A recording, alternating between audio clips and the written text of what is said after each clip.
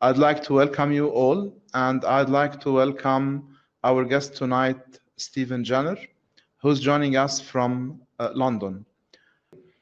Let me tell you a little bit about Stephen. Stephen is an international authority in the field of portfolio management and the field of managing benefits. Stephen he's an author. He co-authored the standard for portfolio management with Axelos or for Axelos, and the managing benefits book, which has a certification by APMG.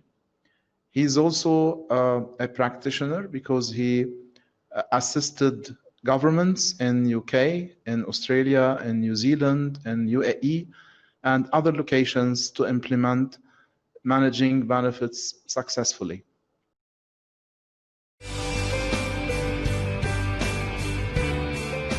Focus on, I think, realizing that what really matters is benefits realization, not pursuing benefits management for its own sake, but focusing on the realization of the benefits. So success isn't having a benefit map, have a benefit owner, having a benefit strategy. Success is the realization of benefit. What does that mean? That means therefore being clear about what the benefits are, being clear about the measures that we're going to use to assess benefits realization, but also I think being clear that benefits realization depends upon people doing different things differently, and that'll only happen if we engage people in terms that make sense to them. So this is about stakeholder engagement. This is about having measures that engage people, measures that make sense to people, and trying to ensure people understand the rationale for the investment. Why are we doing it? What difference will it make? And what's their role in delivering the change? When that happens, we tend to deliver change faster and far more effectively, and hence we tend to realise more benefits. Good morning, good afternoon, whatever the time is with you. Okay, so apologies for that. I am here. We'll start off with a poll. What is your kind of perception about benefits management? Some of these, obviously, the options aren't mutually exclusive, but kind of. What's your take on it there? Is it a component of program management? Is that where benefits management really should operate? Number two, alternatively, is it a portfolio level activity? Is it a discipline that's about realizing strategic objectives or organizational objectives? Depends on the level at which you're operating. Does it apply to the kind of business as well as the kind of change agenda? Or do all the above apply? Over to you guys. Okay. Yeah, absolutely. 2/3 of you are right. There we go. No, of course, everyone's right. It's all a matter of opinion. But I would argue, in fact, that I mean, clearly, and the reason why this poll is actually quite useful is to explain that program management, in a way, the origins of program management, the rationale for program management was, at least in part, the failure of projects to deliver the benefits they're set up to realize. And so the whole idea of program management essentially was driven, I think, by two. If you look back at the history of it, it was about the failure of projects to deliver benefits and the increasing awareness that organizations were becoming swamped by the scale of the amount of projects that they were doing, hence the idea of putting them into programs, and it was then easier to manage, and so it was a governance issue. But so yes, it's not clearly about program management. Whether you adopt a formal program management methodology or not, it should be part of portfolio management. Well, in my view, absolutely. If portfolio management isn't benefits led, then portfolio management isn't really doing what it's supposed to be doing. And we see that in some of the research in the life cycle of PMOs, portfolio management offices, where we see, research finds that half of them are shut down within a year, 2 years. And part of that is because they don't actually add any value and benefits being linked on. I'll refer to that in a little while. I would argue absolutely it's about realizing strategic objectives. It's part of, I will talk about the strategy execution gap. This is something that Antonio Nieto Rodriguez, I know I've spoken to you guys about previously. The strategy or the focused organization is very much about trying to close that gap, the gap between strategy and implementation. and you'll see there's a quote from the New Zealand government that says benefits that aren't linked to strategy are a waste of resources, a waste of time. You really need to focus on the strategy. So yes to that. Number 4, actually, and we had 1% of people saying number 4, although obviously number 5 includes that as well. But it does, and I know John Thorpe in particular, who's a leading practitioner and writer in this area, and one of my heroes. John, because we all stand on the shoulders of those that came before. John has been writing for many years, and he is a staunch advocate of benefits management not being a project or program management issue. It should be an issue for the organisation as a whole, and I kind of buy that. My only kind of caveat to that is that if we turn up to our organisation and say, look, we're involved in these projects and programs and we haven't realised any benefits, but we've dreamed up this idea called benefits management, we haven't shown it works yet, and now we want to apply it to the whole organisation. And so it doesn't sound like benefits management, it sounds more like management. But nevertheless, clearly in principle, it should apply there. So in my view, the answer is all of the above, although I think there is a caveat. I think the change agenda is where we should be starting with. If you can apply the principles more generally into the whole organisation, that's great. But I think arguing that we have a panacea for the world's problems or organisational issues before we've sorted out it in our homeland, this is where benefits management has emerged. Value management, somewhat different. Value management was derived from construction and manufacturing, the business as usual aspects. But benefits management originates in the world of IT primarily, and then projects and programs. Okay. So let's kick on. Oh, that's me. Remember to click the right button. Okay, so the start point here is what are benefits. I want to talk about what's the track record in terms of benefits management generally. What are some of the causes of why projects don't seem to realise benefits? There's a really good guy, John Whitty in southeast Queensland. Did a lot of work in Australia and New Zealand, but in southeast Queensland, John Whitty talks about, he said, as project management becomes ever more popular, it becomes increasingly clear that project management isn't working. And he talks about this paradox. Now, I think it's a slightly harsh criticism, and I think the case can be overstated, but nevertheless, many projects and programs do not realise the benefits they were set up to realise, particularly the big complex ones. So we'll come on to that. So we'll look at that, and then I want to look at some solutions with examples from organisations around the world, because it can be done. I should say that what I'm saying, those organisations that do it are like beacons in the darkness. Too many organizations kind of start to adopt benefits management, and I think they've taken a false turn. I did a session for some friends of mine in Australia, the Institute of Complex Project Management, last week or the week before. And they asked me to do a session on benefits management in this kind of world of it, with COVID and there's so much change and so forth.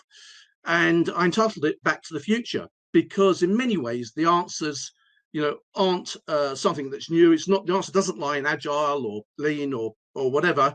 The answer lies in many of the techniques and approaches and practices that were developed many, many years ago by various people that I'm going to refer to. But the start point is that benefits management isn't just another aspect of project and program and portfolio management and the reductionist view. And we love to kind of break the things up. So we have scope management, risk management, cost management, financial management. All these, you look at the PMI, PMBOK, it breaks it down similarly. All these things are important. I'm not saying they aren't important, but they're all means to an end. Project management is a means to an end. Program management is a means to an end. Risk management is a means to an end. The end is to realize benefits, to add value to the organization, to its customers, to its staff, to its stakeholders, to help achieve its objectives. That's what benefits are. So, but the caveat again is that clearly needs to be done in the context of the amount of money it requires to realize those benefits. And so if we had to distinguish, we would say, well, benefits are the value that's added. If you take away the cost of delivering those benefits, that is what value is. Value is the benefits take away the cost. But if we can put that aside, what I want to talk about tonight is less about that NPV, that benefit less cost. Let's focus on the benefit side of the equation tonight. And in the managing benefits guide there that I wrote for the APMG, and MOP on the right, which was an OGC publication initially, then it's now Axelos Management of Portfolios. I wrote with Craig Kilford. What I'm saying here is two sides of the same coin. If you want to do benefits management well, really, you need to be doing it at a portfolio level, so it's repeatable. So we don't just have one project, with one project, it's good, not so good, not so good, good. No, we get a consistent approach, so it's more efficient and it's also more effective. So benefits management to be at its best needs to be applied at the portfolio level. But the portfolio exists to deliver the strategy of the organization. That's what it's about, or the contribution of change to the delivery of that strategy. That's what the portfolio office or the portfolio management function is about. And so portfolio management needs to be benefits led. So two sides of the same coin, benefits and portfolio, are inextricably linked, as we will see. I say there that benefits are not just one dimension, therefore they're their rationale. They're the reason we invest. They are therefore the most important thing, and hence why it's so worrying when people would say, well, we don't really do benefits. Well, what the hell are you doing? And this, I say, people often point the finger at the public sector in this and say, well, in the private sector, they're a lot more clued on. I was with a major telco in Europe last year, and I promise you, they were doing project after project after project after project, and they weren't very good at project delivery, and they had no idea what benefits they're realizing. And at one point I said to them, how are you guys still in business? You've got all these projects going, no one knows what they're delivering. You have no common metrics. You have no way of telling whether any value is being delivered. How do you know they're delivering value? And ultimately it was they were an ex-incumbent supplier. And obviously the world has now changed. They're now owned by a venture capitalist firm. So suddenly they've got to be able to show the return on investment. Hence, they came to me to have a little chat. So we might talk about them a little bit later on. So the formal definition, it's a measurable improvement, which is then interesting because many of the kind of guides that governments produce around the world, they talk about quantitative benefits and they say qualitative benefits. And they say the quantitative ones you can measure and the qualitative ones you can't measure. Well, if you can't measure it, that ain't a benefit. I remember Kaplan and Norton said, the balanced scorecard guys, they said, if you say you can't measure it, you haven't tried hard enough. There are always metrics that you can use. My friends at the Office of National Statistics, at one point they were measuring national well-being. If you can measure national well-being, you can measure, how accurate your service is, how your customer satisfaction, and so on and so forth. An important point, and I just came in. It was great because I saw some of my old videos have been shown. Those were videos from New Zealand, actually. And I came on and I was heard myself talk about stakeholder management, stakeholder engagement. And it's fundamental that benefits management is a stakeholder engagement practice above all else. That's what it's about. It's about engaging stakeholders. It's not a way of trying to find some sucker to agree your benefits. This is a way to understand what value means to the stakeholder. So it's about engaging with them, which therefore means if you're trying to say what are the benefits, we'll have various categories of benefit, but there must be benefit to someone. So we've got two dimensions of thinking about the benefits that a project or a program or portfolios delivers. We can think of a type of benefit, financial, non-financial, strategic objectives, customer satisfaction, whatever. But fundamentally, it needs to link to the objectives of the organization. And if it's the organization as a whole or portfolio as a whole, then we are referring to the strategic objectives. So that's why it's important. So having said it's the most important thing there is, oops. And the oops is, well, if it was, why are we so damn poor at achieving it? Because the research is overwhelming. And there's the PMI are the world's optimists. The PMI actually say 50% of projects fail. And as I was saying yesterday, look, can you imagine, if your health service said, look, we only kill 50% of our patients. If your teachers or your schools said, don't worry, we only fail 50% of the children, you'd say, what's wrong with you people? Go and get some training. You're professionals. This is absolutely fundamental. So wherever you look, you look at big infrastructure projects and programs. Professor Bent Flupia, University of Oxford, says, quotes, the track record of large infrastructure investments, road, rail, bridges, tunnels, so forth, airports, convention centres, that kind of thing. The track record is, quote, strikingly poor. Not sometimes good and sometimes not so good, strikingly poor. according to Professor Benflupia. The Olympics, the average overspend on Olympics is 250%. They lose money hand over fist. Classic one being obviously the worst case, Montreal, 700% overspent. Took the citizens of Montreal 33 years to pay off the debt from the Olympics. They had the highest tax rates in the Western Hemisphere. This is the price of failure. This is not a case of, well, these, some things succeed and some things don't, and that's just the price you pay. There is an implication of all this. Any money wasted is money that could be spent on, or now can't be spent on something else. Crash there on the top is a book from around about the year 2000. Tony Collins, editor of Computer Weekly. IT programs. The Connecting for Health program in the UK, for example, ended up spending £12 billion. That's 12,000 million pounds. And when they went and counted the benefits, the Treasury guys went in and they bent over backwards to be nice to them, and they found about 2 billion. So that was 10,000 million pounds of value wiped away. I say the Benflupia says, this is the norm. These aren't aberrations. The worry with IT programs is that around about the year 2000, there was a review in the UK, the McCartney review, and it said there will be no more big IT programs. Well, that's a lesson we didn't learn, and many other jurisdictions seem to fail to learn that. The lesson Tony Collins says, if you want to avoid failure with big IT programs, the answer is quite simple. Don't do big IT programs. You do small, incremental, modular IT programs. You test it. You try it with one area, and then you roll it out more generally. You prove that it works before going national. And yet that seems to be a lesson that we struggle to learn. Or if we do, we don't learn it for long. We quickly forget, and people want the big multi-year programs.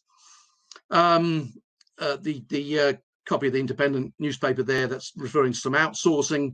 The fact that Serco are back in delivering services in government, it just shows that you can abuse your trust time after time after time after time. I mean, the chairman of G4S and Serco had to apologise publicly for the behaviour of their organisations. They were told they wouldn't get any more work until they engaged in a process of corporate renewal. These were ethical failures. That millions wiped off the stock price on the stock market. So shareholders lost, the government lost, taxpayers lost, everyone loses. There's no upside here. But those things is around about a 50% failure in outsourcing projects and programs to deliver value. Middle one, the Cranfield say around 68% of projects fail. Now, as I say, I don't believe that necessarily has to be so, and I don't believe it always is so.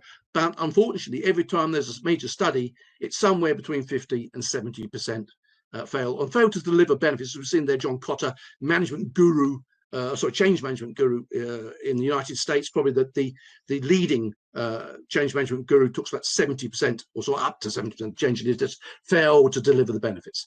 So these numbers get quoted again and again and again. It's not always going to be the case. But unfortunately, in mergers and acquisitions, many mergers and acquisitions, 7 to 80% of mergers and acquisitions don't create value; they destroy value.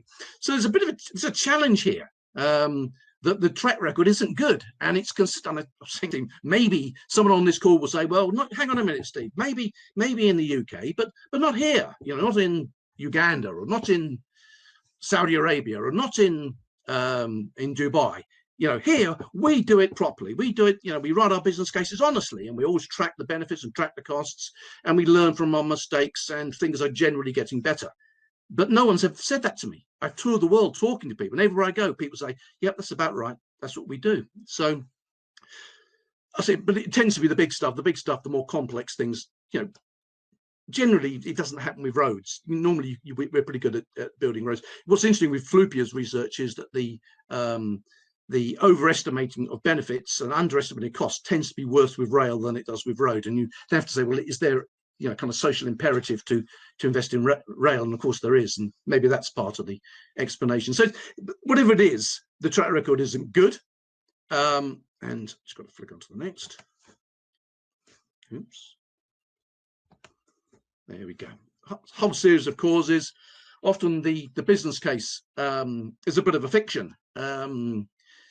I did a session for one of the major London consulting firms a few years ago, and they said at the end, Steve, we'd love to do what you're saying, all this benefit stuff, it sounds great, we'd love to do it all, but they don't employ us to tell them the truth.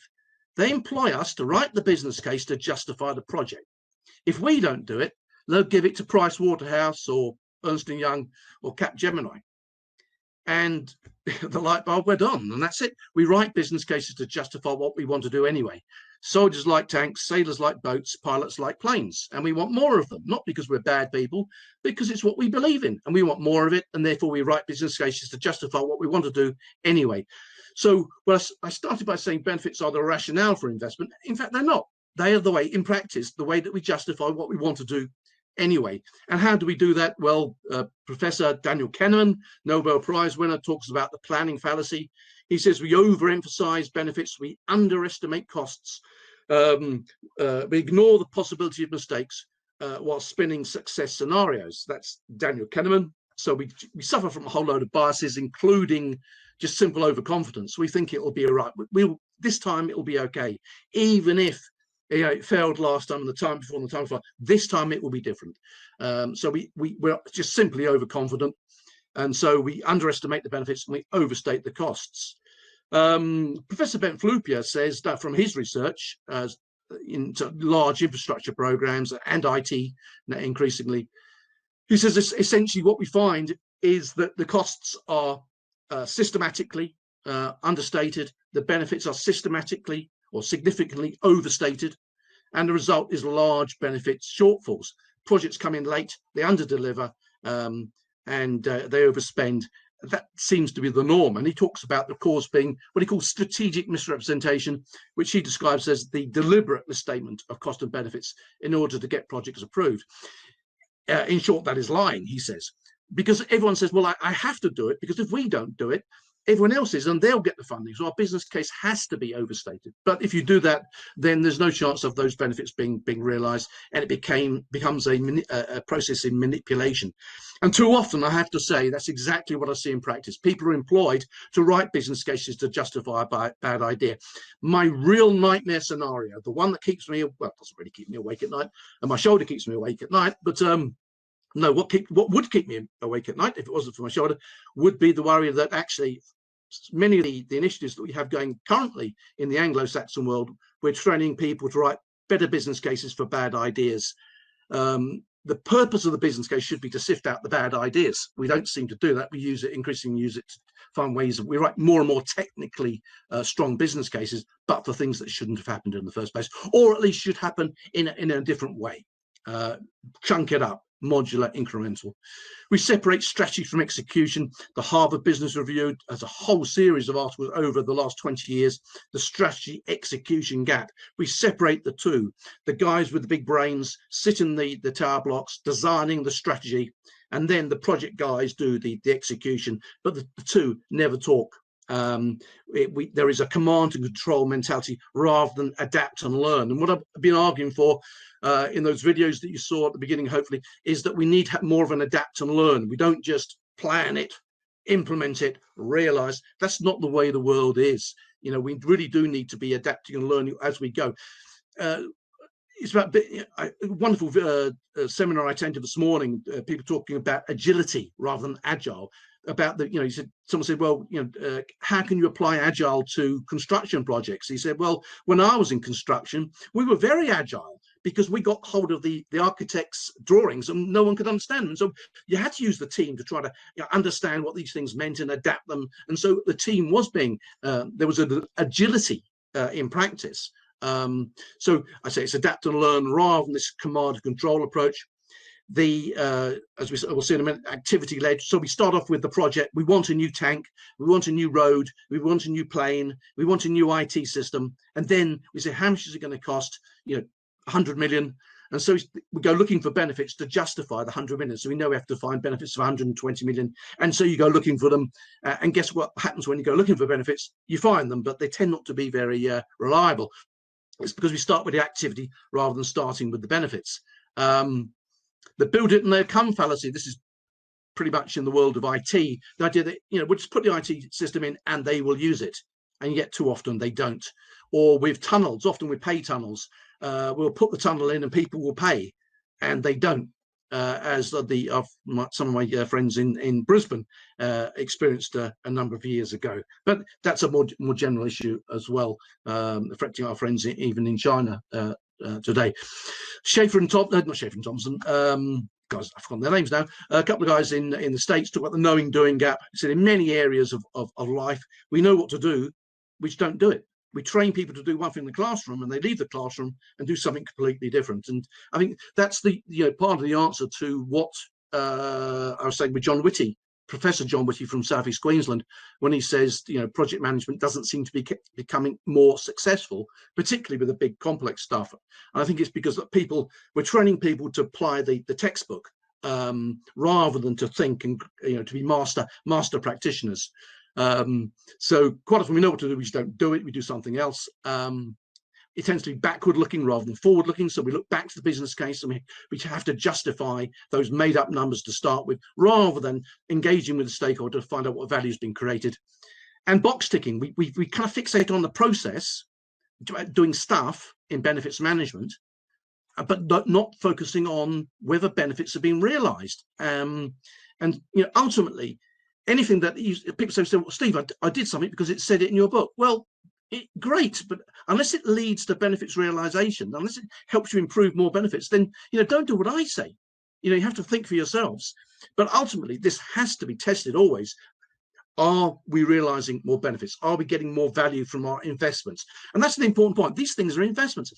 If any of you, if it's your own company, you're investing your own money, you don't really need to be here tonight, because you know what value is, you know what benefits are. It's your money. You can do what you like with it. But for all the rest of us, we're investing taxpayers' money or shareholders' money. And therefore, it's not our money. It's someone else's money. We need to show a return on investment. My good friend, John Thorpe, I've mentioned him already in Canada, says, when all is said and done, more is said than done. And I thought, what a wonderful. So it's one of those ones. I wish I'd thought of that, John. Brilliant. When all is said and done, more is said than done. So people talk about it. They write guides, but they don't actually do any real benefits management. And I think that quote from the PMI and Boston Consulting Group, I think that was in 2016, growing interest, but few are doing it well. They kind of get stuck on adopting a process, and they don't stop, rather than starting by saying, look, what are we trying to realize here? What are we trying to achieve? And working back from that. So with everything, if I'm saying your project needs to be benefits led, benefits management needs to be benefits led. Okay. Let's have a look. In terms of your organization, or your function, it doesn't have to be, or just your experience more generally. I've mentioned a number of things there. What's the main barrier in your organization? Is it benefits in the business case are overstated? And we use benefits to justify, rather than starting with benefits, we started with something and we overstate the benefit. Is that the cause? Is it this gap between strategy and execution, and there being no formal link, so that there's no conversation, the lessons from projects are fed back?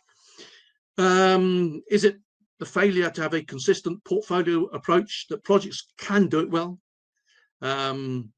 Benefits management, as I said, it focuses more on process than result, and that is a common feature that I see with many organizations, or this backward looking rather than the forward looking approach. So we're getting a fair spread. I think most of these are fairly common problems that many organizations face. If any of you say, well, maybe, but not here, I would love to hear from you. Please, contact me afterwards, or post some questions.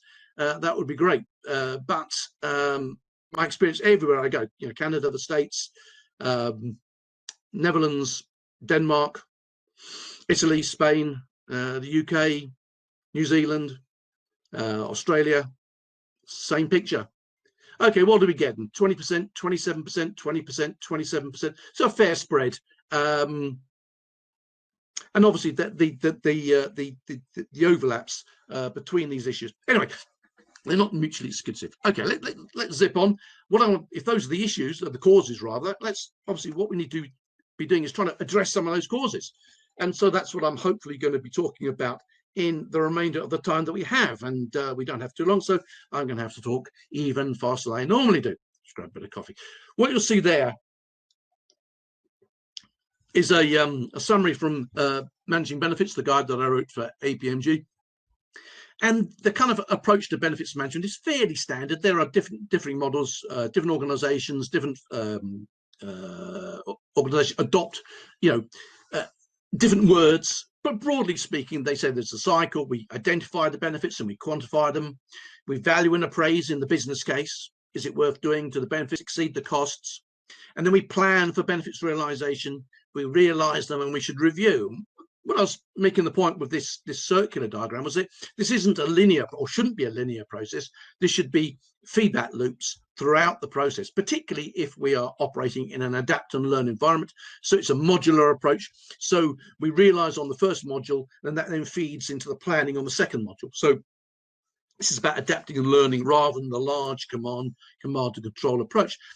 But that process, and that's where all the kind of the techniques of benefits management kind of sit, with a benefits map and benefit realization plans and benefit profiles and all this kind of stuff. But if you want to find out more about that, read the book, go on a training course. All that will be covered. But that's not where the value at. Where the difference that makes the difference lies in the principles, and these are these pillars, the 7 pillars of effective benefits management that I want to talk about. But what kind of underpins it all is this belief in what I see in practice is over optimism in the planning, so the business case is overstated, and then pessimism in the delivery. What I want to see is realism in the planning and then enthusiasm. People come to work to make a difference. People want to make a difference. I see so many project managers fired up. They're going to change the world. And yet we drive that out of them. We want, benefits is not your job. Let someone else deal with it. Well, I'm afraid not. Realism in the planning. Let's tap into people's enthusiasm in the delivery. We don't want people to be enthusiastic in the planning, though. Okay, so let's just explore some of that. Number one, and it's number one for a very important point. This is absolutely fundamental. Align benefits with strategy. So you've seen the definition. Benefits are actually the PMI say it better than me. The PMI say project benefits can be considered synonymous with positive strategic impacts. Now, I want to park this whole debate. People can say, well, projects don't deliver benefits. It's programs that deliver benefits, and projects deliver outcomes, or sorry, outputs, and da-di-da. Well, it does. That's true if you live in that kind of environment. That's not always true. So, I'm changing this. Wherever it's a project or a program, it's a change initiative. But what they're trying to achieve is synonymous with strategic impacts. That's the point. Benefits are synonymous with strategic impacts. And that's seen in the diagram there, which is from my good friends at the Department of Transport in the UK, where for a few years ago, they borrowed the OGC framework from managing successful programs, and they adapted it for themselves. And you can see from the second row down, rail strategic objectives linking to benefits, and benefits linking back to rail strategic objectives.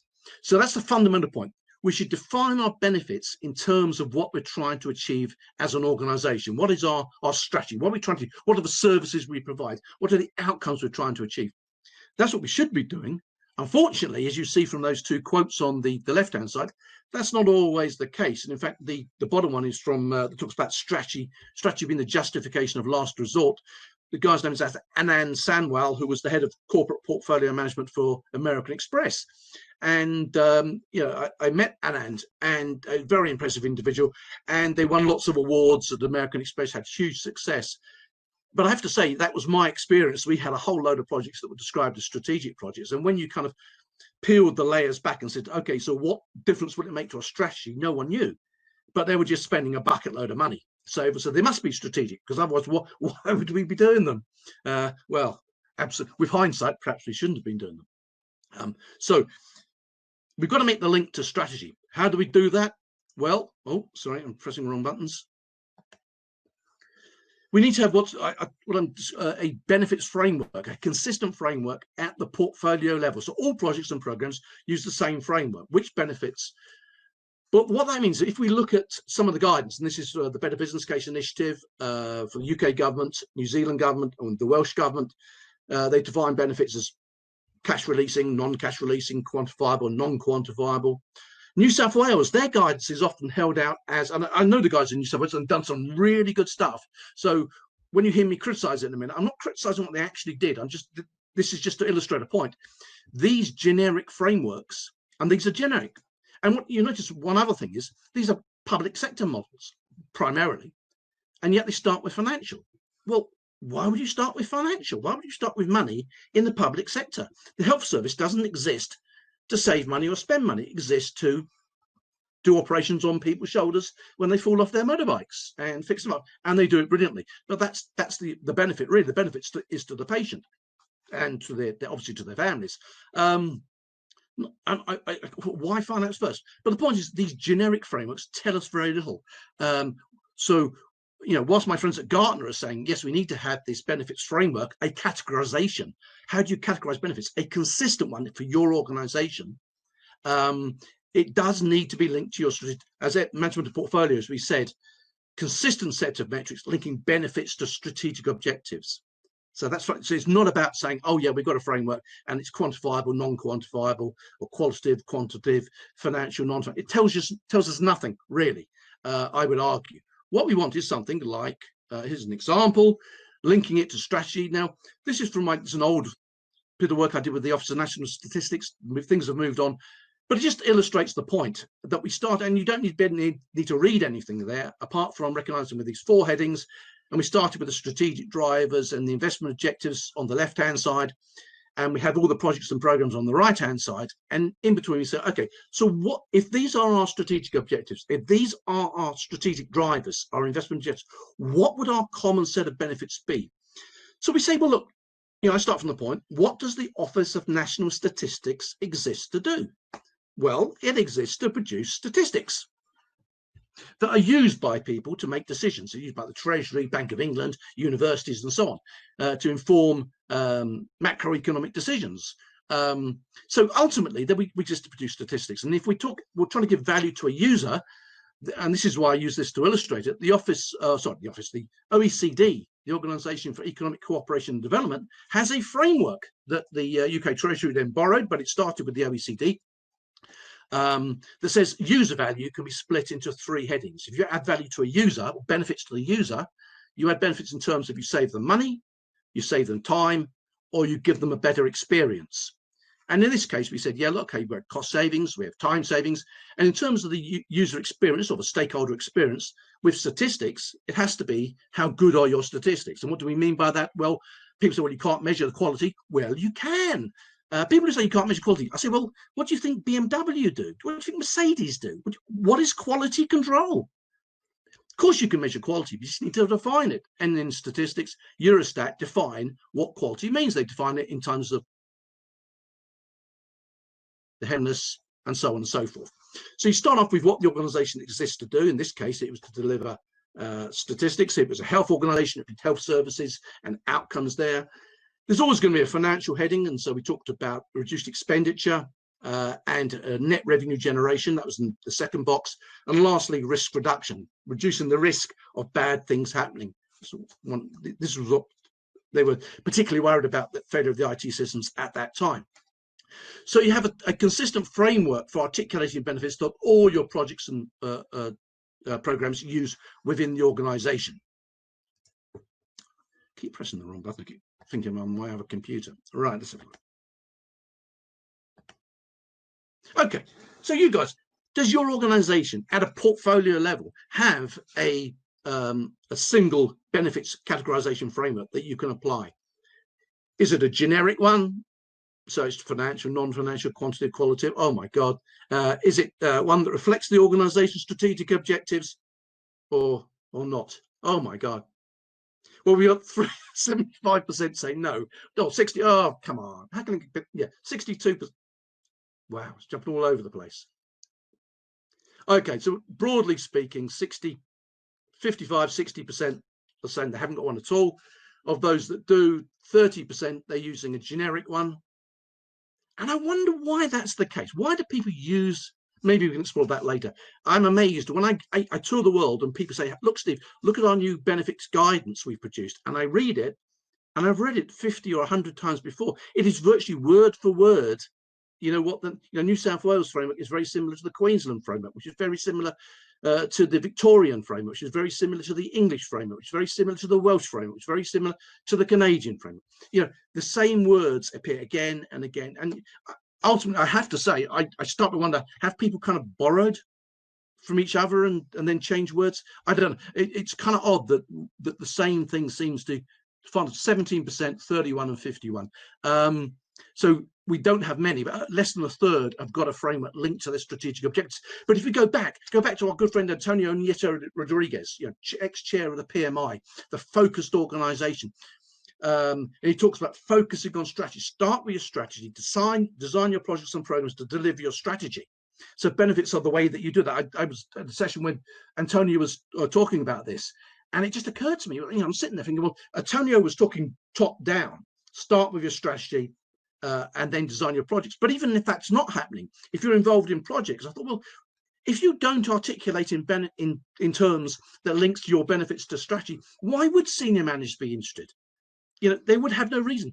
You'll only get senior managers interested if you can show the contribution you're making to the strategy. So either top down or bottom up, you know, linking the benefits to strategy is the way to go. And we saw the PMI defines benefits as, you know, synonymous with strategic impacts. And yet, having done that, only 1/3 of our people here tonight have organizations where they link their benefits to strategy. So it's kind of odd. I would say this is the most important thing. You start with this. Just start with this, and you can do it in less than a week. Design a framework, and it doesn't mean you don't adapt it and improve it. Clearly, you need to do that, but we have to start with that building block. And I'm going to give some more examples as we go through. The other link, though, we're good. You've come up. I'm supposed to stop if your face appears. Just one thing with respect to the previous one. Okay. Yeah. I believe it is much less than 31%. Okay. From what I've been seeing from lots of public organizations and private organizations, it's much less than that. Yeah. Okay. Yeah. This is just my point on this. Please continue. Sorry to stop you. Well, I'm not doubting the honesty of our esteemed guests tonight. Clearly, I wouldn't do that. But you know, well, you know, that's encouraging that, you know, 30%, 3 out of 10. I suppose really depends how you paint it, doesn't it? You can say, well, only 3, so 7 out of 10 don't. Whoa, which is a bit frightening. Okay, but whatever it is, and I should say, in all of this, you know, one of the other traps that people fall into, they say, well, you know, we've got business cases, and we've got business case writers, and we've got benefit maps, and we've got benefit strategies, and we've got benefit realization plans. That will do. We've done, and we're getting, you know, some benefits. You know, ultimately, what I'm arguing for is continuous improvement. It doesn't matter how good you are. And I will give some examples from my good friends at Dubai Customs. I believe there's some of the guys from Dubai Customs are on the line tonight. The overwhelming factor behind their success at Dubai Customs was a commitment to continuous improvement. In other words, it doesn't matter how good you are today, they just make sure they're better tomorrow and the day after, well, you know, the week after, the month after. They're always looking to improve. That's the key. Doesn't matter how good you are now, how can you improve? Okay, let's move on. So first one, 7 principles. We're gonna have to zip for this, maybe have to zip over. Okay, similarly, whilst the first one, start with the strategy, link benefits to strategy is the most important. The second most important is number 2, start with the end in mind, or Stephen Covey, the 7 habits of highly effective people. One of his 7 habits was begin with the end in mind. In other words, start with what you want to achieve. Schaefer and Thompson there, most corporate change programs mistake means for ends. Solution, focus not on activities, but on results. Focus on what you want to achieve. And that's one of the lessons of, you know, the personal, if you're trying to get fit, you know, focus on not on what you have to do, but focus on what, you know, you want to be able to fit into the nice dress for your daughter's wedding, or you want to, you know, I don't know, whatever it is. If you're giving up smoking, it's because you want to be able to feel healthier and live longer. Focus on the end in mind, not the means to get there. So just for example, the way that we do that in Victoria, in Australia, their approach to benefits mapping, which I should say is stolen or borrowed. So borrowed, it borrowed from the Cranfield approach. It's just the Cranfield approach flipped around. But of course, what's good about it is it doesn't read left to right. Let's start on the left-hand side. You start with the problem. We have a workshop. What's the problem we're trying to solve? State the problem in business terms. What's the business problem we're trying to solve? Or what are the strategic drivers and investment objectives that you saw in the previous slide at the top there? When we're clear about the problem or the opportunity that we want to exploit, then we have another session. What are the benefits we're trying to achieve? What would the benefits be if we solved the problem or exploited the opportunity? And then we design the solution to deliver the benefits. So the project is designed to deliver the benefits, not vice versa.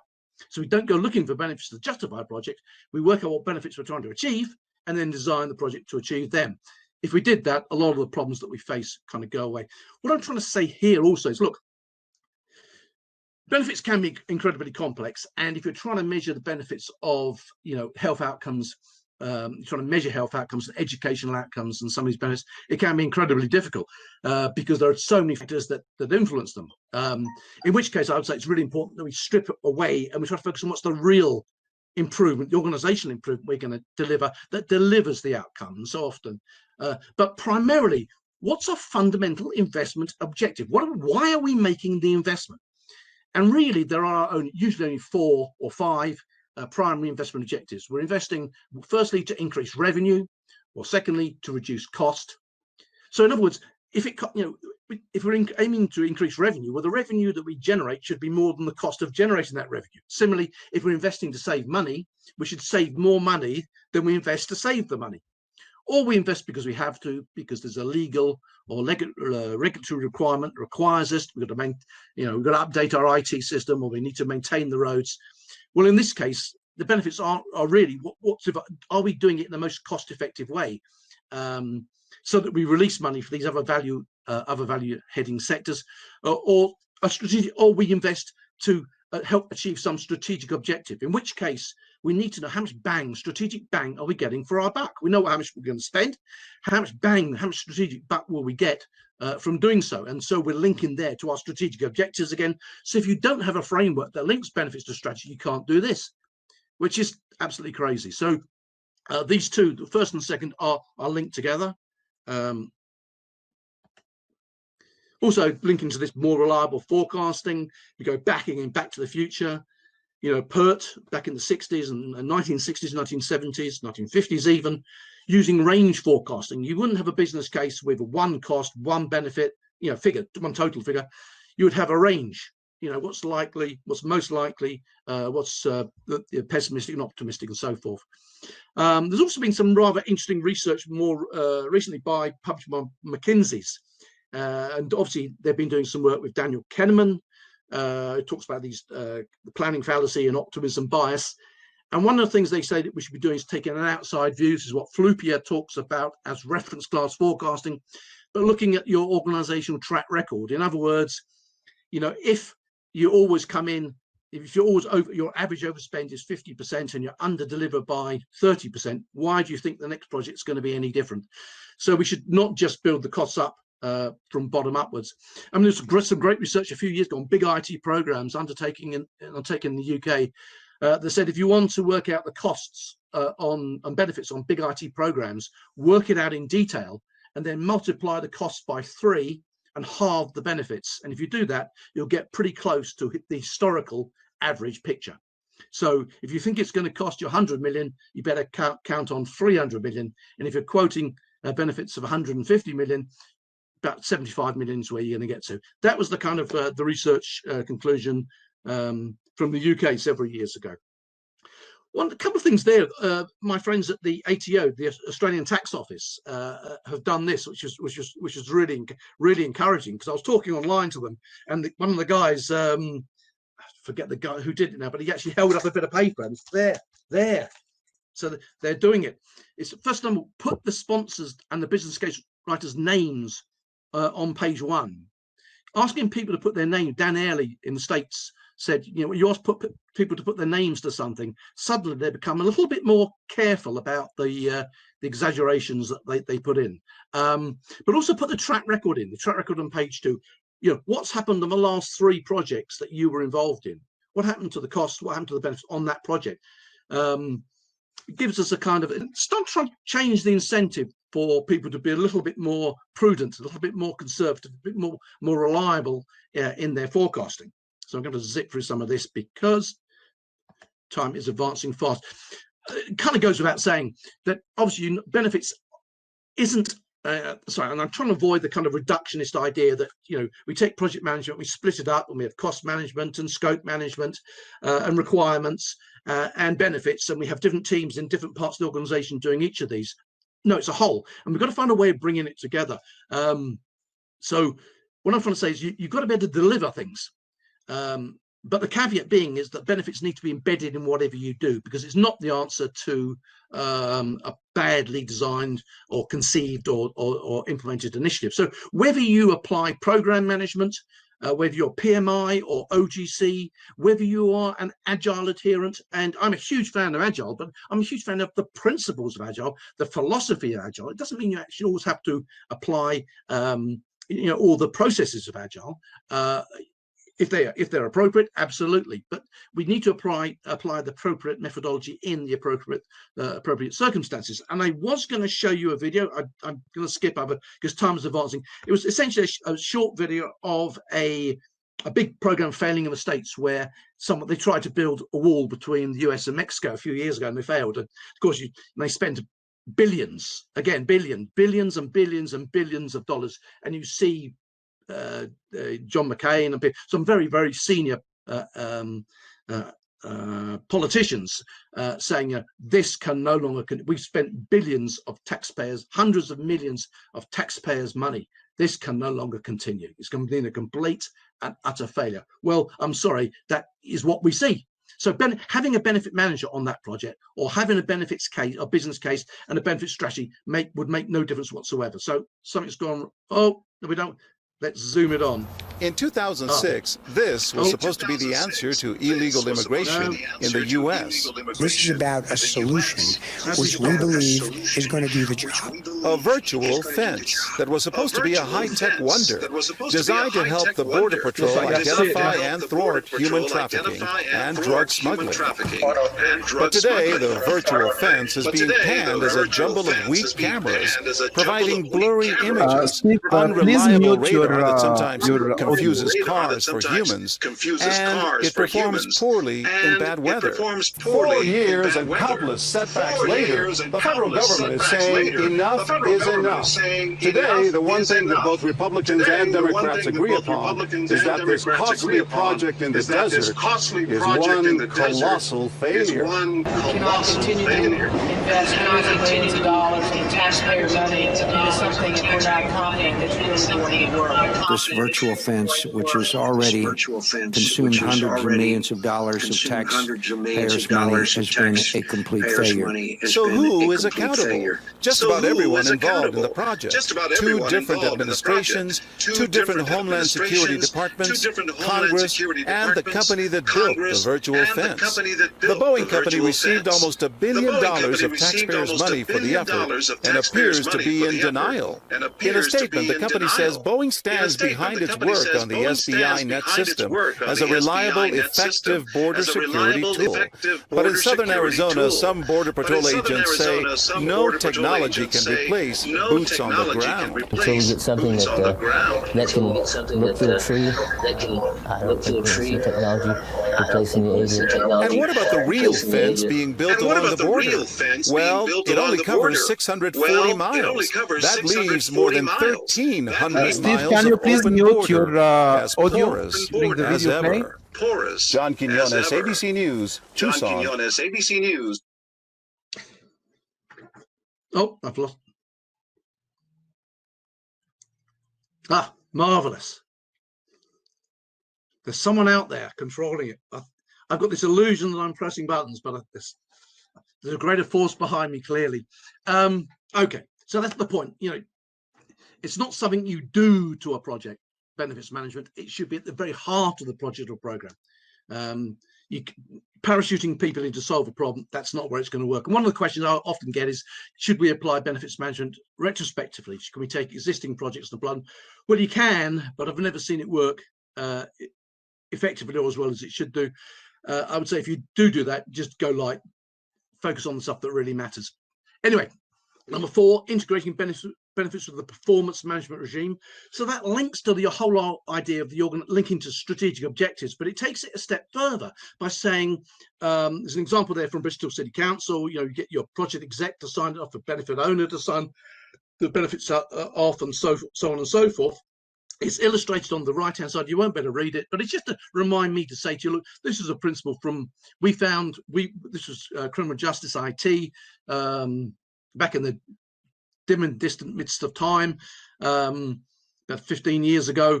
We were finding that we had a portfolio that crossed the police, the courts, prisons, probation, Crown Prosecution Service, and so on.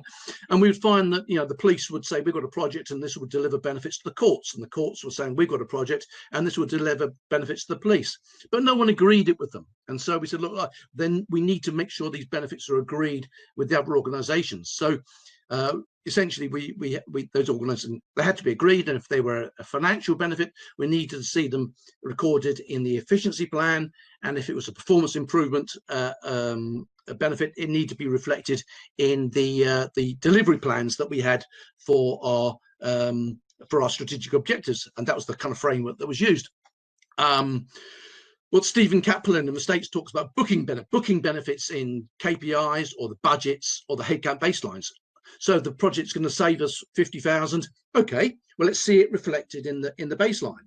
Now that doesn't mean that the benefit is actually being realized, but we're saying, look, if that's what should happen, we need to have to validate the benefit in due course, but at least it's a principle that should apply. So it's not just financial, I should say, not just financial benefits, it also applies to non-financial.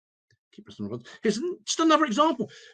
It's becoming more popular. I spoke at the PMI conference in Australia last year and the year before, and it was interesting that the PMO of the year, the first year was a bank, ANZ, and the second year was Telstra, a telco, and both of them emphasized that if you've got financial benefits, we need to see it in the bottom line. We need to better. You see the slide there, talk about we aim to be world class in measuring benefits, and what they say, we're going to track those benefits through to the bottom line, the financial benefits. We see them either in reduced expenditure or in increased revenue, and in terms of customer satisfaction, we aim to see it in the net promoter score. And the same thing that I mentioned, that telco in the Netherlands. This was the kind of the start point that we used there to start articulating the benefits, link the customer satisfaction scores to the net promoter score, link the financial benefits into the budget baselines. And so this was an example there, I say, from PMO of the year in Australia, ANZ the year before, Telstra last year, I think, or it may have been the other way around. Very interesting. I think it was ANZ. I think Alicia Aitken was involved in both organisations, so there's a common feature.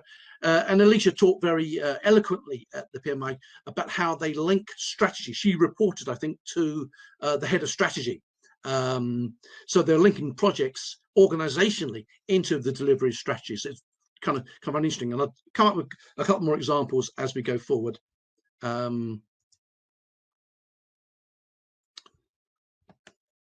Here we go.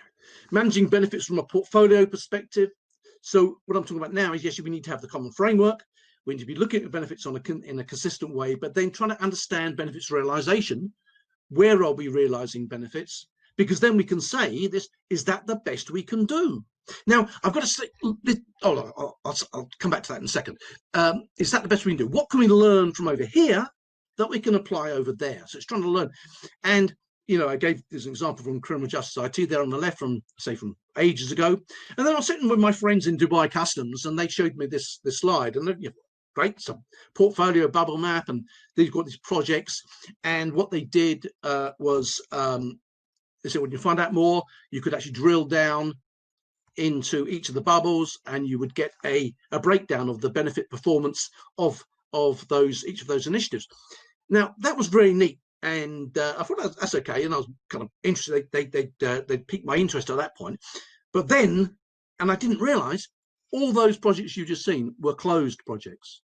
they're monitoring the return on investment of projects after the project is closed. They're also doing the live stuff as well. But that was a real eye opener for me. So I thought that was really excellent from Rajiv, from Mohammed, and all the guys at Dubai Customs. Very clear benefit dashboard reports after the project closes. That's the role of the portfolio management office. Got two more. Applying effective governance. So it's not, I mean, governance is about things on charts and roles and responsibilities and so on.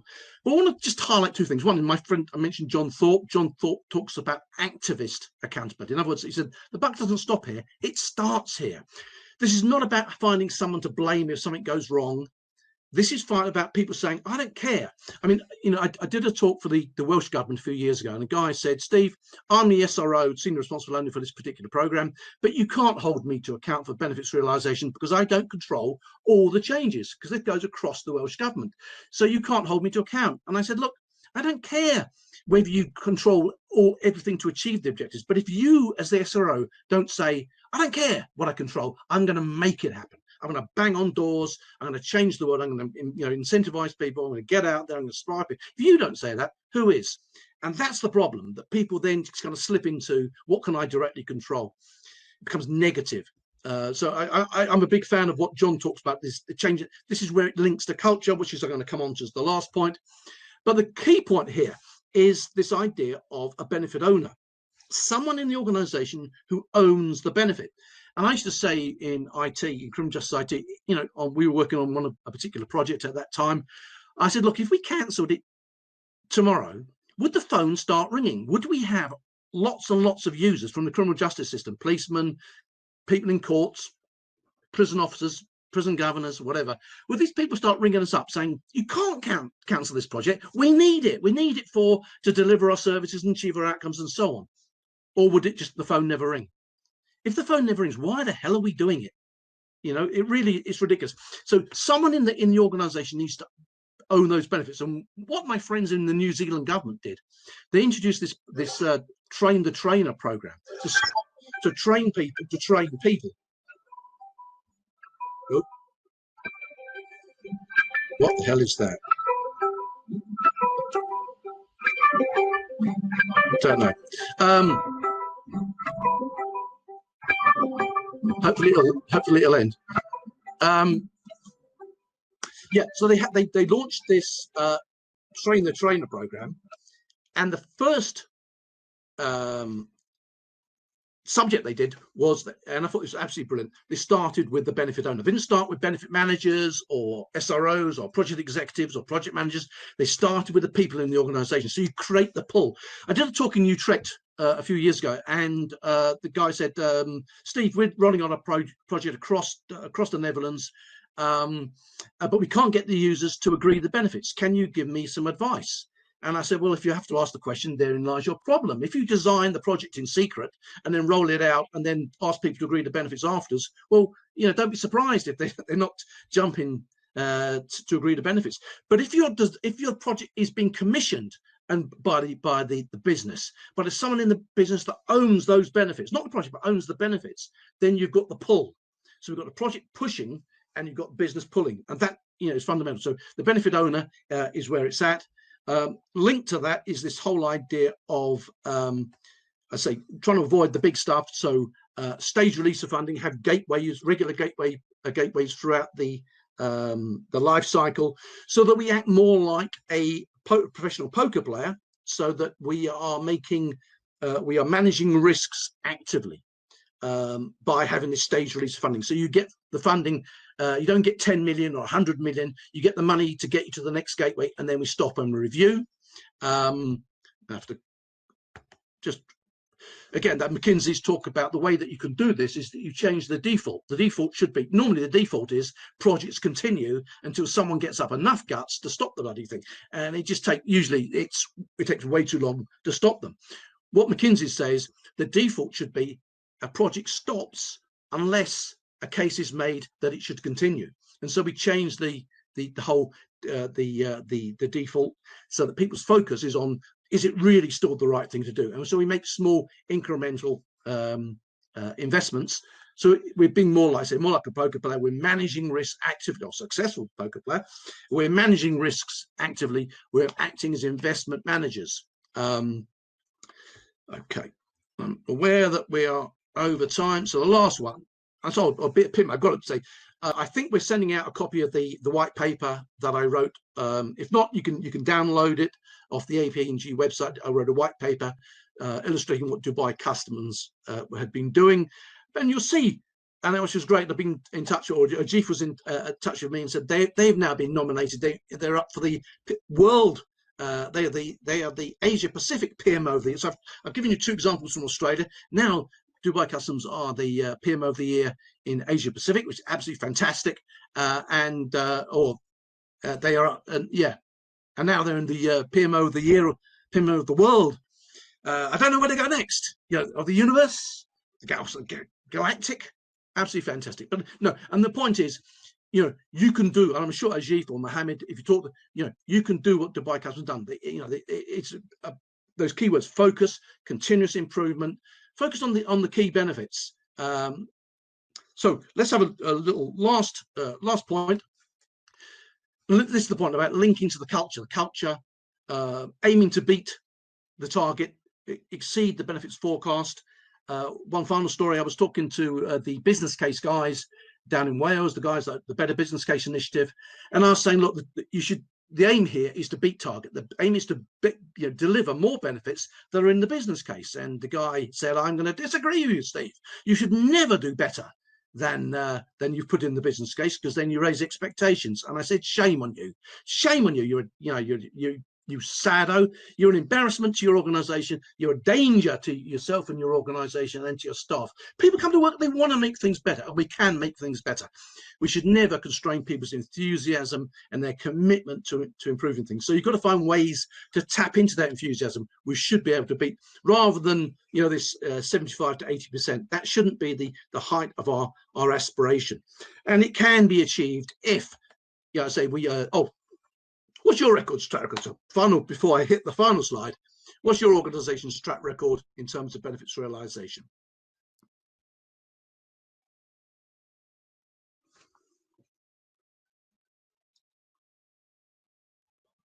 I've got 0% across the board. Oh, well, 100% are mixed and improving. Oh, now it's changing. 25% consistently mixed.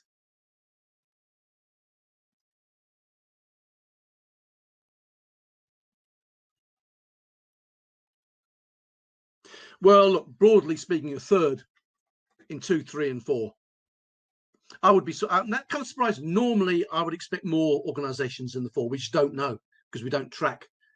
It's over a third now. Normally, I would expect 4, 3, and 4. 3 and 4 here is coming around about 2/3, and about a third in the mixed and improving, and the weakened 5% in the top category, which is great. What was really fascinating was when I did some research for the UK Cabinet Office a few years ago. We did a survey on this kind of stuff, and we identified those. About 10% of the organisation said, "Yeah, we are in the first category." I said, "Great." Also, in terms of being good at benefits management, I said, "Well, that's great. Have you got any evidence that it's working? Can you show me evidence that you are realising more benefits?" And no one, apart from one organisation, said, "Yeah, we can show that it's having an impact."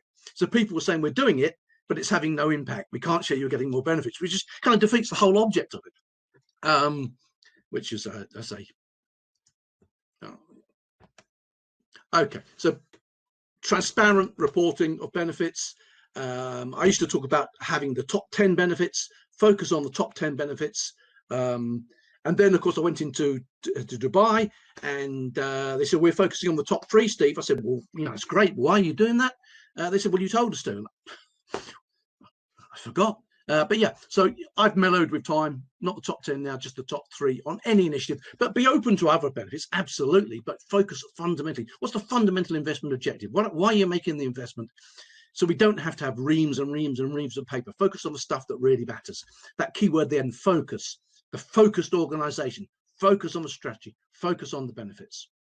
And finally, just illustrations of things you can do in the middle. Scout and beacon, benefit managers getting off their backsides, going out into the field like an Indian scout.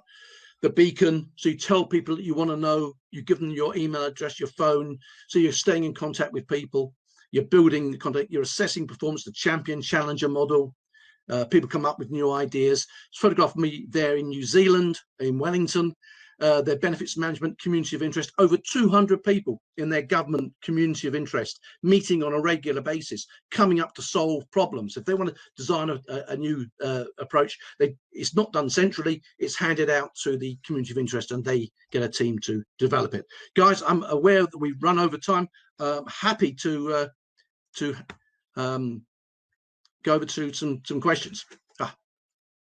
Thank you very much. It's really solid, full of information and benefit. Before we take the questions, I'd like, first of all, to invite everybody to register for next week's session. We have Saeed Mubarak from Aramco. He's also chairman of the Digital Energy Technical Section part of the Society of Petroleum Engineers.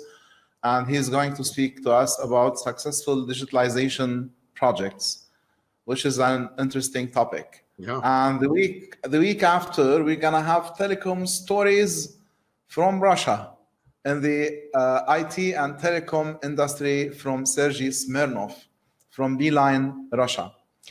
These are the two upcoming events. Now, let me, before we start, let me just turn off the slide. Okay. So first of all, we started late tonight due to a technical problem. And I wanted to not only introduce what you do, but to inform everybody that Steve is working, collaborating. He's an associate of advisors. And we joined forces because during the past webinars and panels, we spoke about organizational agility. We spoke about managing benefit, not as much as now. We spoke about portfolio management. We spoke about breaking the silo. And we spoke about strategy, specifically strategy implementation, challenges, and best practices. And it seems like all these frameworks, they tie together. One supports the other.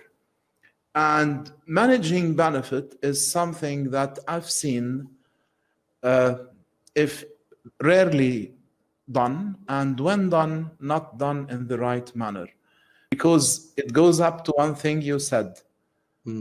Most of the organizations, because of lack of knowledge of the techniques, of the culture of managing benefits and how it starts and ties back to back with portfolio management and how it connects with strategy implementation and realization.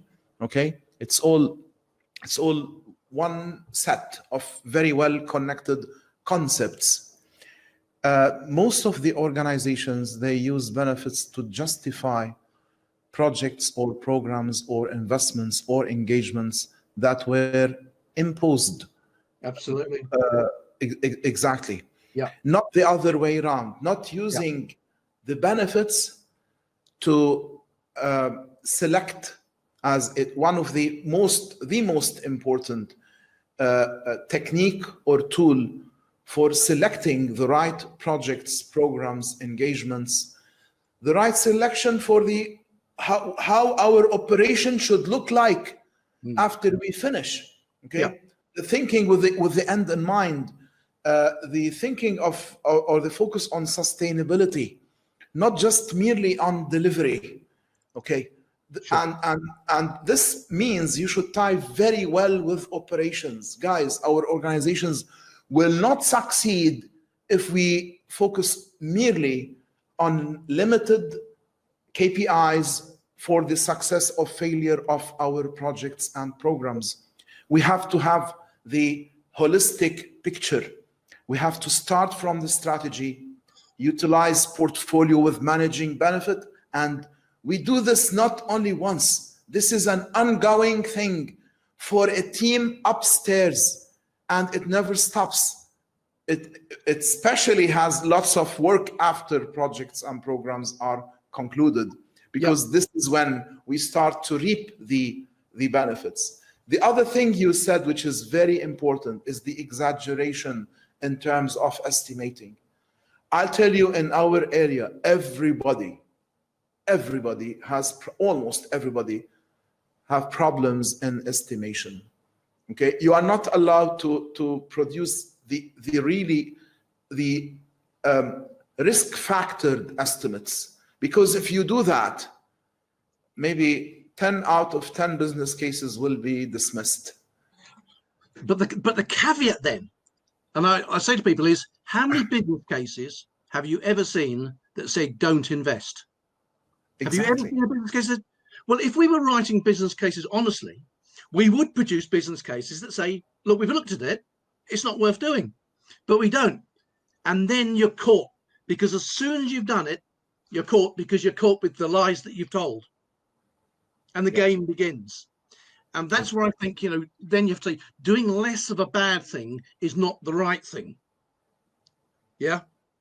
Sometimes you've got to live in the real world. So I'm not an idiot. I mean, well, hopefully not. But you have to live in the real world. If that's the real world, then we need to recognize, don't fool ourselves. Don't forget. And so I think sometimes, there are solutions to this, without saying, well, we can't do anything until, because often, we say strategy should be clearly defined, but many organizations' strategies aren't clearly defined. Exactly. A wish, to be the world's favorite airline or something, some meaningless, publicity PR statement, and they call that the strategy. Well, but that doesn't mean you can't start by saying, okay, but what would, why does this organization exist? Yeah. So if it's, and they do it. You can do this in defence. You can do it, in commercial organisations. Nestle have been doing some work in this area, in very complex organisations. And you might have to do it at divisional level, but you can talk. Obviously, there's the financial benefits. You can do them in risk. You could do them in terms of your outputs, whatever you produce, or the outcomes. Obviously, at the very highest level, it's going to be in the private sector. It's going to be to do with profitability and sustainability. Sustainable profits in the long term. Maybe also, I've seen some really interesting work done in private sector organisations in Australia recently on their what they call license to operate. And so they realise they if they want to be here in 50 years' time, they've got to actually add something back socially and be seen to be adding socially. So there is this kind of license to operate category. So I think there are, the world it's not as good as it should be, but nevertheless we don't have to sit and wait. I think Antonio's strategy focused organization is exactly right, but of course many people will say, well, but our strategy isn't focused. And if your strategy isn't focused, does that mean we can't do anything? No, there's lots of things that you can do. I'll tell you one thing before we start to take the answers. Somebody should start by saying no. Yeah. Okay. Yeah. Somebody in our organizations, especially public organizations, government organizations, somebody should start by saying no to the minister or to the general director, and it's a scientific no. Well, it's a no with a purpose, and its purpose is to focus. Okay, one thing which is very dangerous whenever we utilize the scarce resources for our organization or government, we prevent other really beneficial investments from being born. Absolutely. And this gets us in a vicious cycle. Now, we can talk for hours, me and you, but let's take some questions. We do. Okay. Yes. Yeah, absolutely. Okay. Yeah. Go ahead. Okay. So I'm gonna start with this question from our friend Draj Jajaria from the Gulf Downstream Association. Cool. What is the best way to measure benefits? Can we assign a value to the target result and assess the realization of this value as benefits? And let's try to be as quick as possible to take lots of questions. Look, as I said, sometimes there'll be lead in. the ultimate benefit may be difficult to measure, and it may be difficult to attribute, because there'll be so many different things that influence that thing that coming. So you can say, well, this will help increase profit, and profit goes up. You say, we did it. Well, maybe it was someone over there, maybe it was your competitor doing something else. So ultimately, I think this is about starting with the end. If you start with the end in mind, some of the problems kind of disappear, because you're designing a project to achieve the benefit. If you achieve the benefit, if you do 5 things to achieve the benefit, say I want to get fit. So that's my benefit. I'm going to get fit. So what am I going to do? I'm going to stop smoking. I'm going to reduce my drink. I'm going to exercise, and so on and so forth. Ultimately, I look to achieve my objective. If I achieve my objective, it's a bit artificial to saying, well, the smoking did 10% of it, and the exercise did 15%, and the walking did, or the running and the swimming. No, they combine in a program to achieve those objectives. So, but I will also then go back to this whole point of the stakeholder, the benefit owner, asking them, what difference has it made? Has it made that difference? So it's about engaging with the owner of that objective, or that whatever you're trying to contribute towards, and trying to understand,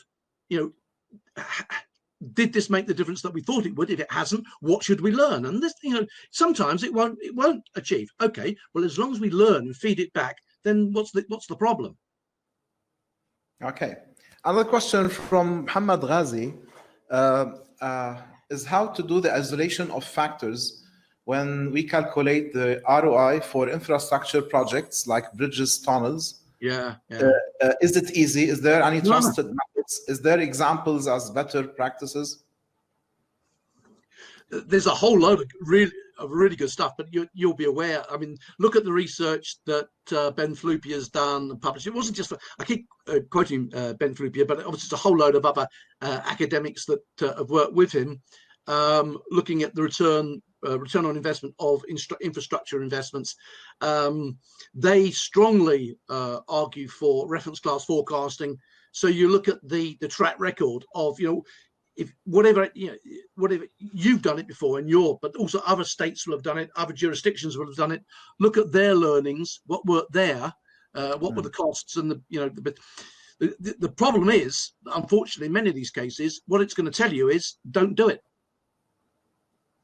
And this is my big fear, actually, that we've got to get out of this in this post-COVID world. One thing, there is a political side here as well. Absolutely. From many aspects. For example, if a consultant is brought on to write the business case, and if he says no, then he's not going to get more business out of this business case, and they already invested time and learned about this specific manner, so they will be more than happy to take more engagements in the future. Okay, it needs a lot of integrity. It needs more professionalism, and as you said, it needs a governed process, and it should be endorsed by the top people. Okay, by focusing on things that bring results. Okay, this is very, very, very important. Now, but there is a question. Yes. It's also then not about this.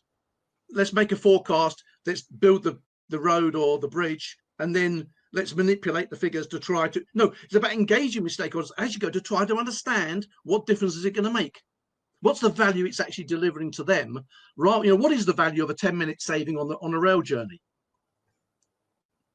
These are arbitrary calculations that need to be made.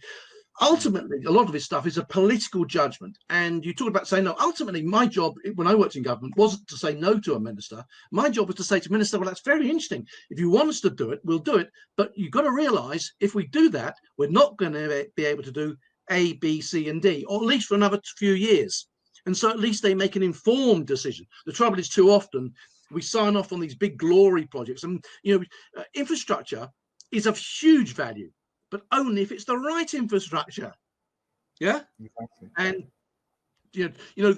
the Channel Tunnel, net rate of return of minus 14.45%. It's just another example. Big infrastructure projects have a habit of overspending and under-delivering and coming in years late. So I think you answered Munir Joudi's question about some projects are mega in coins but fail to add long-term value because of their weak business model or business case. Yeah. Now I have another question from Ahmed Az-Zughaibi.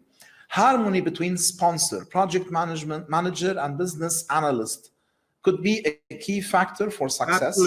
Absolutely fundamental. And I think this is the key actually in Dubai Customs. The business analysts are kind of embedded in the benefits function, drivers in that function. So there is a test that the benefits are realistic at a very early point, and it is carried through to realization and tracking it. They're very robust in the way they track, and that's what I see in places like the Canadian banks. Their business analysts in their IT programs are absolutely fundamental. Can I just mention, I've seen this question from Jonathan Theron. He just says, I've got a wonderful, he says, have things changed much? Is there hope for the future? Johnny, there's always hope for the future. And I'm hugely optimistic. I'm seeing a real shift in organizations such as, I mentioned, Dubai Customs, I mentioned about ANZ and Telstra, but all the Canadian banks I mentioned, I'll be working with Nestle. So some really big corporates, but also some big government departments, the Australian Tax Office I mentioned, who aren't finding the solution in some manual that's been published. They are taking the manual, they're thinking about it, and they're applying it to their organization and their business. And that seems to me, it's a huge step forward. So I'm seeing quite a few examples of good practice, and we'll chat, Johnny. Okay, now I'm just gonna go to a new question. I'm gonna come back to the others in a bit. Can you please quickly differentiate benefits from value and outcome? Look, quickly, right? Okay, if you want to live in the world of MSP, living on planet, managing successful programs, they say MS says projects deliver outputs. You put the outputs together, you transition them into business as usual. That creates a capability that realizes benefits. So projects create outputs or deliverables in PMI terms, and programs deliver outcomes, and the measure is the benefit. The benefits are measures that the outcome has been achieved. Well, maybe not. I've seen projects that are programs which are projects. I've seen programs which are portfolios, and portfolios which are programs. Ultimately, and the difference between value, when I run my courses, I found in the research that I did for the PMI, we found 8 different definitions of the word value. Sometimes it's the financial benefits is value. Sometimes value is just another word for benefit. But I think the easiest way to think of the way I try to think about it is value is the benefit, take away the cost. So if it's a financial benefit, it's quite simple. It's that, you've got financial benefits of 150. You spent 100 to get those 150 benefits. So your value is 50. Yeah, you take the benefits, take away the cost. So from an accountant's perspective, and I'm an accountant by background, that's your net present value, your internal rate of return. In terms of the non-financial benefit, there's got to be some, is this the most, say you're trying to improve exam scores of kids. That's the benefit that you want. You want better exam scores. Okay, well, if you want to improve exam scores by 10%, you say, is this the most cost-effective way of achieving the improvement in exam scores? And that's what you work towards. So the value is then but to pretend that exam scores are worth X million dollars is, that's not where it's at. Or customer satisfaction, that's not where that's at. Although hopefully you would see that in the bottom line eventually. So to keep it simple, you can separate projects, programs, outcomes, benefits if you want, and if that works for you, that's great. But for most organizations, I think what makes sense is that the value is benefits take away cost. Benefits can come from projects or programs, but that's your framework. Stephen, we're gonna take questions and we'll give you only 30 seconds per question. Okay? Okay. Yeah, okay. Fasten your seatbelts. So, yeah. From Luis Duran, I'm interested in learning more about the evidence to show benefits realization. I believe you provided several of these during the course. You'd like to add something? I don't know what the question is. he wanted to see more evidence, more cases. Okay. Yeah, more examples. Yeah. Okay. Maybe we can send something later on. Now, Jamil Shatila, who's responsible for implementing benefits realization across the company? Is it top management initiative or PMO? And how would you go about implementation in a rigid environment that does not adapt well to change? Yeah, 30 seconds. Yes. Well, ideally, number one, you want the board, someone on the board doing it. That won't always happen. So then it is the PMO. But I tell you, when they do it, and they do it successfully, what they do is you don't set out with a big master plan with 15 different phases and then, adopt it. You do what you can do. You build on what already exists. You go for your quick wins. You focus on the most important things. Start with that benefits framework. What are the high-level categories that we should use in this organization? Find a project to use it on, or program to use it on as a trial, and then disseminate it more widely from there, working with project managers. So to sum up, look for a low-hanging fruit. Absolutely. Get a sponsor from the board, make a pilot success story, then start a movement in the organization. It always helps if you've got a high-level sponsor, but saying senior management don't get it has been the plaintive cry of middle managers for the last 150 years. So what I would say is, don't wait. There's always things that you can do. Okay.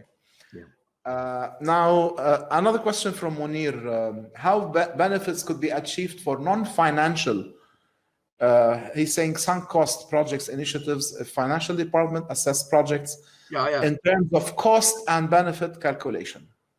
Okay, now I think what the question is saying is, look, how do you deal with non-financial benefits if the finance department, all they count is the dollars? Exactly. Look, and that is, there's a tension, and it makes no sense whatsoever. And I remember a big program that I worked on, which its fundamental objective was to improve customer service. And then the finance guys got in, and I'm an accountant, but the finance guys got involved, and it became, how much money are we saving?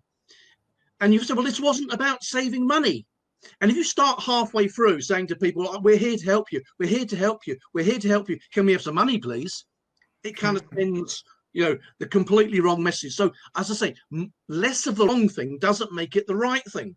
I would rather we start with the right thing. Having said that, clearly, look, there's a game that needs to be played. And sometimes that might be the PMO has to play it. The PMO should deal with the finance department and say, okay, look, we will present things in financial terms for you, but when we deal with the business, we're going to deal in the non-financial, we're dealing in metrics that make sense. In other words, if you're not dealing with dollars, the metrics, if the metrics are about customer satisfaction, then the metrics aren't about dollars, they're about customer satisfaction scores. If you have the metrics about educational attainment, then they're about exam scores.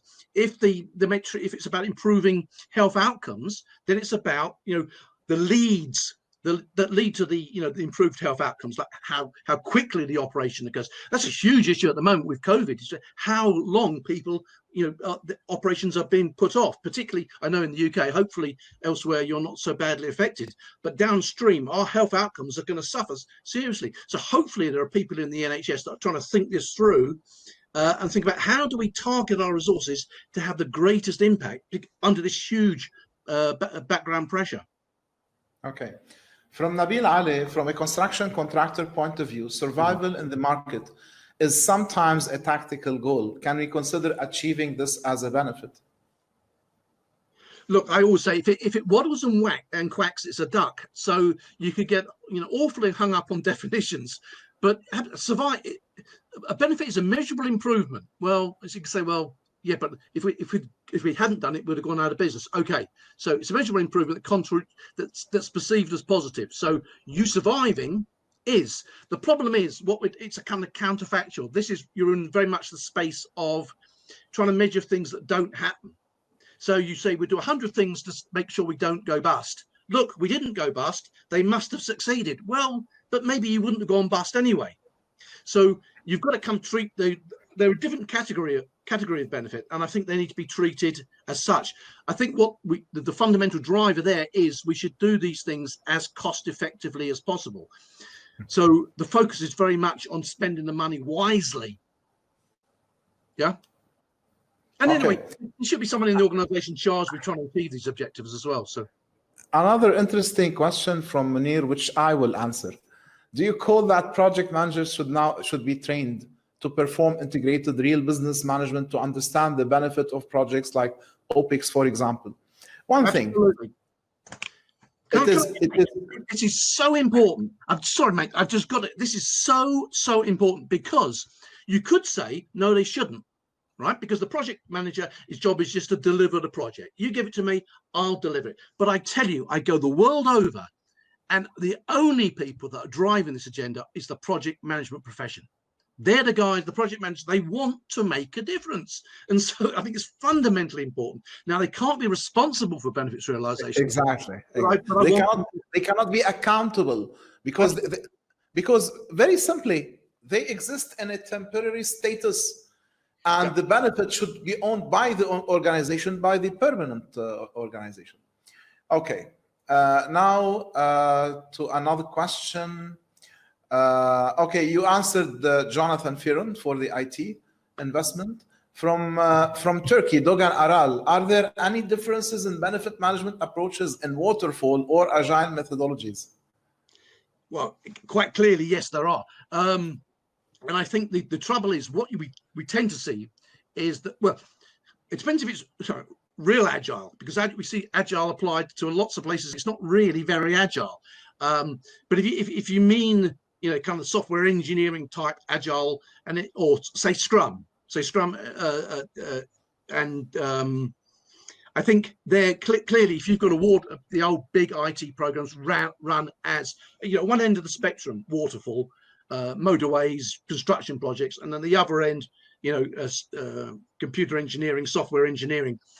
Clearly, but the principles still apply. The principles are, what difference will what we do make, and trying to understand that difference and agree that difference with a stakeholder, who then owns that difference and validates it in practice. But what I see unfortunately in practice is the Waterfall, the traditional approach, has been waylaid by and has become this kind of very, very formalized process of develop a big business case with lots of benefit analysis to make it look like it's worth doing something, and then doing virtually nothing in benefits afterwards. And I said the focus shouldn't be on that. The focus should be very much on engaging with stakeholders, finding out what's value to them, what benefits are they seeing, and disseminating best practice. But that seems to be the hard people.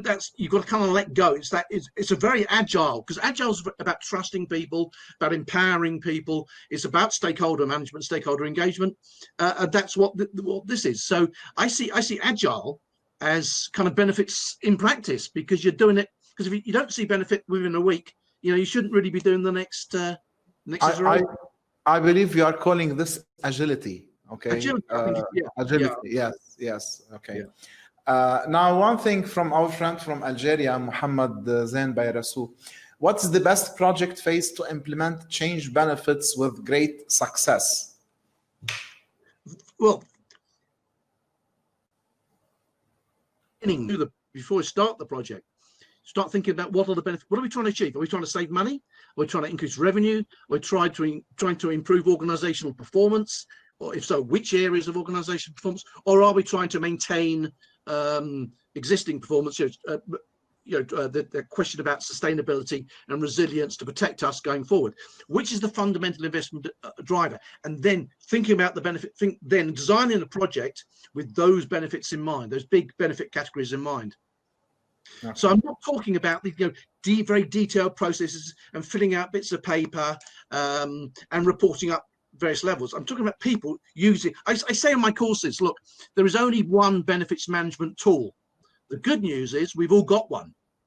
The bad news is we're going to have to use it, because too often we don't want to think, someone else, the strategy guys do strategy, the project guys do delivery, the business guys realize the benefits. Well, I'm sorry, it isn't working. That doesn't work in the real world. So when project managers are up for this, I want them to be saying, look, okay, so what benefits are we really trying to achieve here, and trying to understand that, encouraging the debate. Okay. I'm going to take the last two questions from Dr. Raed Rashdan from Parsons. Have you explored the intersections and similarities between value engineering and benefits management? Yeah, I mean, this is a fascinating area because I say I was an accountant, so I was trained, in value analysis and value engineering from an early point, and then the value world, kind of the value management institution, it was developed, and so there's a whole lot of guys that work in that space, and they use the same language as benefits management, but in the project space we call it benefits. And when these two groups meet, and I've been in these meetings, everyone's kind of, we're using the same words, but we're not communicating. So, but I think the difference is what value engineering and value analysis is about. It's about saying, look, given a particular product or a car. Examples would be like I think it's the Honda. They cut the Honda Jazz engine in half and used that in one of their motorbikes.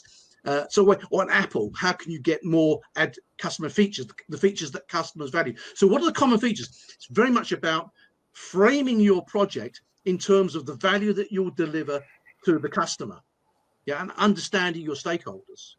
Can I claim that benefit management is upstairs all the way from cradle to grave, as they say, the full life cycle, whereas value engineering comes on to a specific project only when we decide that we will go into this project, and it is done very much in the early phases in the initiation of that project or program? I think, you could argue that, but I think maybe some of the people in value management space might argue, no, this is more cultural, it should apply organization wide. So I wouldn't get hung up by this, because I think that if you're doing this in your organization and you call it value and value management rather than benefits management, well, that's great. Specifically value engineering, which engineers would do it only if they have a contract. Well, it's a specific technique or methodology to add value to products, isn't it? And value analysis, the same thing. Exactly. Analyzing finding ways to add more value, take components out or to standardize components to add more value, so you can charge the same price or reduce. I would say in practice, value analysis and value engineering in practice, not in theory. In theory, it's about increasing value and reducing cost. In practice, it tends to be used to reduce cost. How can we produce the same thing but for less, and in doing so get a bigger return? Some of the colleagues might disagree with me, and that's fine. We could have that debate. I think it's enormously valuable methodology to have. It's not an either or. It's not benefits management in fact, value itself, that generic term, benefits take away cost. But I would, particularly in manufacturing, value engineering is a kind of. I can't think of a manufacturer that wouldn't use value engineering. Yeah. Last question, Nabil Ali. Is it easy to implement benefit realization techniques in construction industry, or minimizing the profit losses can be considered as an acceptable achievement? What's the last bit? Minimizing the profit. The losses can be considered as an acceptable achievement. There was that quote I had at the beginning from KPMG that said, "Success equates to minimizing lost benefits." Well, I think unfortunately that's the reality in many cases. And this may be an area where value analysis and value engineering would play a part. Part of the job in construction is to your benefits are really your return on investment. So it's ultimately about, once you've agreed the price, it's about cost control, isn't it? It's about controlling, delivering on time, not getting hit by liquidated damages, delivering according to contract. So I think this is where specific sectors will have a different focus. I think there is a difference between an owner for a capital infrastructure versus a contractor that might take a contract, and the perspective is totally different. Okay, they will be measuring different assigning and tracking and measuring different benefits. Absolutely, and this is where the conversation changed. The words are still similar, but people absolutely. Okay. It seems okay. One last question from Mahdi Amber. How can we show the benefits of asset management in telecom sector, especially that asset management is not applied everywhere. He says assets such as hardware and software and telecom devices. The benefits of them. Oh, you mean like I believe the benefits of utilizing an asset management in an efficient manner. Well, if it's there will at some level, and obviously, we need to discuss what you mean by these terms and so on. But at some level, if you talk about efficient usage, then there are benefits in terms of the efficient use. You're trying to be more efficient in your usage of. But the things like, for example, if we're saying, well, should we give our staff a laptop that enables them to work and become more productive? How do you measure those benefits? Well, no, some of that stuff is very much it's a wider. I think that's not the level that I would apply benefits management. Not things, do we believe in our staff? Do we think our staff are crooks, or do we believe they're an asset? If we believe our staff are an asset, do we think they're going to loll about at home not doing anything, or do we believe that they want to deliver? And if they want to, we have to give them the tools to do that job. I think it's very. What would you do? I mean, how do you get these stupid debates about, well, I couldn't get the benefit, I couldn't use the computer if I didn't have the desk, so the desk needs to claim the benefits of the computer. I mean, no, this is part of the cost of doing business. Yes. So I think you need to sometimes step back from this and say, look, you can, if you want to, you're going to find someone that will develop your business case for giving people desks. But, really, I mean, is that what we? No. Look, let's keep on the big picture. It's all about realizing the strategy. Okay, all about realizing the strategy. This is our focus. This should always be our focus. And by this, I'd like to thank you and ask you if you have a last word to tell our 109 remaining participants. I would say, look, just on that last point, it's about informing strategy as well. So this is a two-way street. So strategy is informed, strategy improves, delivery improves. It's a virtuous cycle. Absolutely. And I'll say to the guys out there, look, guys, this can be incredibly difficult, and the books can be that thick, and including some of mine, and it can look awfully complex. But if you start with the basic principles, you can make a difference. You can make a huge difference. So I would encourage you to kind of just start by saying, look, okay, if we're working at a project level, start with, what is the end in mind? What is the problem we're trying to solve? What would the benefits be? And then is our scope designed to deliver those benefits? I would say, if you're in a PMO, why can't we start working on what our high-level benefit categories would be? We can do that. And I'm more than happy to share thoughts if anyone wants to email me, so we can carry on the debate. Okay. Maybe not tonight, but maybe tomorrow. Okay. Thank you very much, Steve. I really enjoyed it. Right.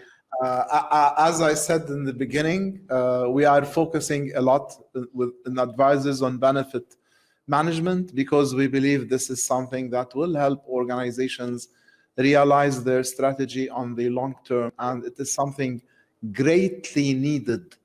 Okay, this is why we are focusing on this, and we are collaborating and partnering with you on this. Thank you very much. And thank you very much, and thank you for all the people who have been staying so late. If you are from the zones that are at night, and looking forward to see you next Wednesday with digitalization. Stay safe until then. Cool. Okay. Bye bye. Cheers. Thank you. Bye bye.